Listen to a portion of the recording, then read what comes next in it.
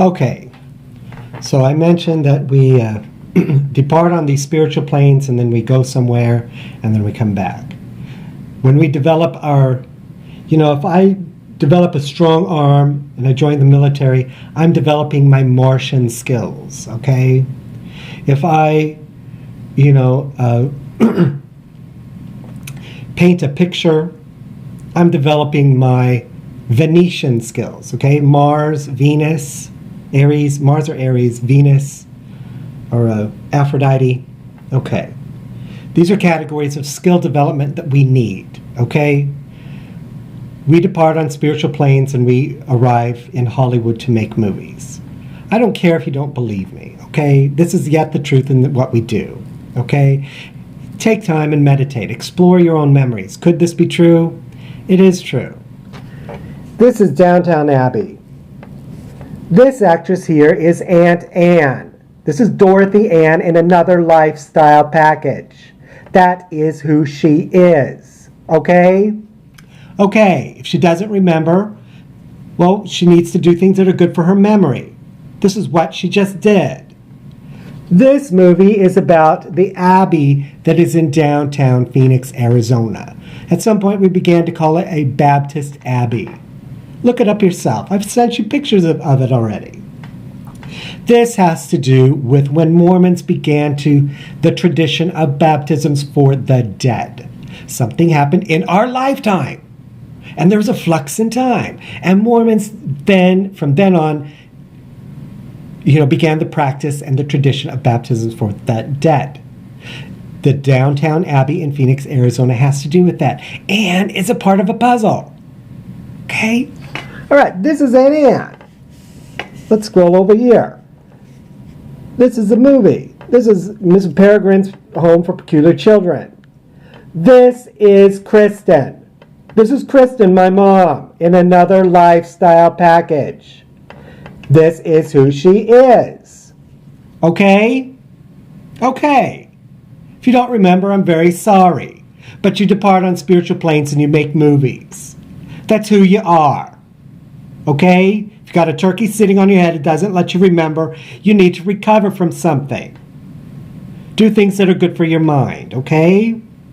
Okay. They made these movies to solve something.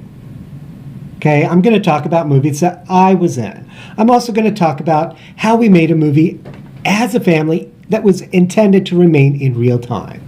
When we were teenagers, when I was a teenager, living on Garnett Avenue. Right there in that nice house. Okay? The David and Judith Roberts family and other families in our family designed a movie. Okay?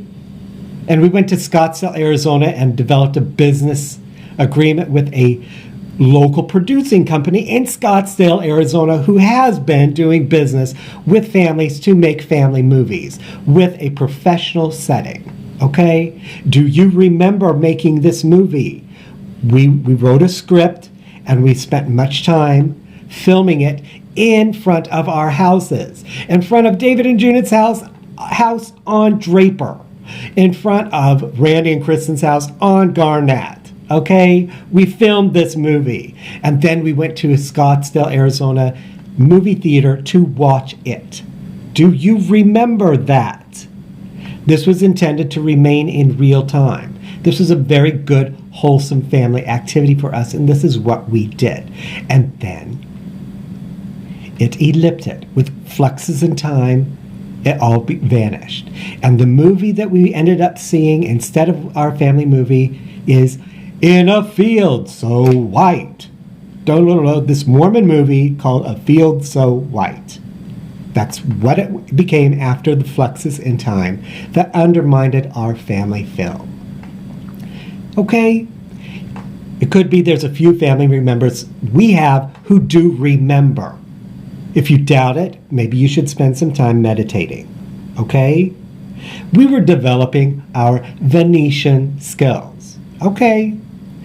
However, Howard and Margaret, with gradual fluxes in time, undermined the family. Okay, we got a few little dirty secrets going on. Could be that they got a few other family members to do things they shouldn't, and it became a part of how they made it all disappear. Okay. Margaret's a turkey sitting on your head. She disabled your mind, making your mind incapacitated in whatever category she did, because she's a turkey who wants to sit vigilantly with your mind. Okay? That's what she did. If you don't believe it, well, I'm very sorry. Why don't you spend some time meditating and consider, could this be true? Could it be that Margaret, yes, has been persecuting me this way? She's disabled my mind and my memory, and she's been a turkey sitting on my head. She is. Okay. All right. So she had a few plans. Bishop Cooley was among them. Okay. She wanted to handle Bishop Cooley's mind and make him feel like a hot shot in aggrandizement. Margaret was misusing powers to do this. Okay. Bishop Cooley had a concern he wanted solved. He said, oh my gosh, she's handling my mind. She's aggrandizing me just like she did with Mr. Hawes. I need to solve it. I don't want this to happen to me. Okay, I need to do something. Okay, and he did. All right, this is America. This is the 49-degree line. This is the 36-degree line. We could draw little dots here all the way across, all the way across. We could draw the Ark of the Covenant here. Ark of the Covenant. Okay, it has two poles like this. This line has to do with this pole. This line has to do with this pole. When I was uprooted and undermined, I ended up traveling this line, this pole here. That's what I did. I traveled it. Okay, so can you. If you go homeless, that's what you can do. You have that option. That's why it's there for you. Bishop Cooley said, since you're going homeless anyway, why don't we lock another measure? Let's put a big temple here. Let's put the Washington, D.C. temple that's a bigger temple right here, okay? Because we want to lock this whole thing. This is great enough, but let's lock it even greater. We want to make an even greater lock. We'll put the San Diego temple right here. Okay, this is a greater lock than this. This is great enough, but this is even greater. So when Taffy traveled this line, we not only locked this great, but we locked something even greater than that, so that perhaps we don't need to do this later. See, when I'm 53, my soul is going to be destroyed again, and then my life is going to resume. Are we going to take unfair advantage of me and uproot me then? And will I go homeless again? If I do, this is something I could do. I could travel this line. That's what it's there for. If you're undermined and uprooted, you could do it. Any homeless person can. Okay? That's why they're there. Okay. All right. So, but because we made this unique greater lock, see, this is great already, but this is greater than that. It's greater. It could be that I won't need to travel this line and that I won't be uprooted. Bishop Cooley solved how Grandma was trying to manage me being uprooted at 53. She was bothering Bishop Cooley. She's sitting on my head. Oh my gosh, I got to solve this. I don't want to go through this. Okay, so let's lock this solution since this is going to happen. Okay? Jimmy Garner in the 29th Ward kind of made sure I was already going to go homeless. The way he did. That's what happened though. Jimmy Garner, yeah, he made a lock. I went homeless. He didn't want it to happen again. So we made this greater lock so perhaps later this won't happen. I won't need to. However, there's something more to explain about it. Okay. So Bishop Cooley solved a problem because he was being handled by Margaret's hand. His mind was being handled. He wanted to solve it. So Spencer W. Kimball, who is he? Ronald Reagan, who is he? They were a part of that. Okay. Could it be they're Jeffrey Cooley and other lifestyle packages? They are. That's who they are. Okay. Okay. All right. So, unfortunately, Grandma got Brett persecuted by handling Mr. Hawes, the principal. She handled his mind. She grandized him so much that he fell on Brett. That's very unfortunate. When that happened, that kind of made it so I would go homeless at 29.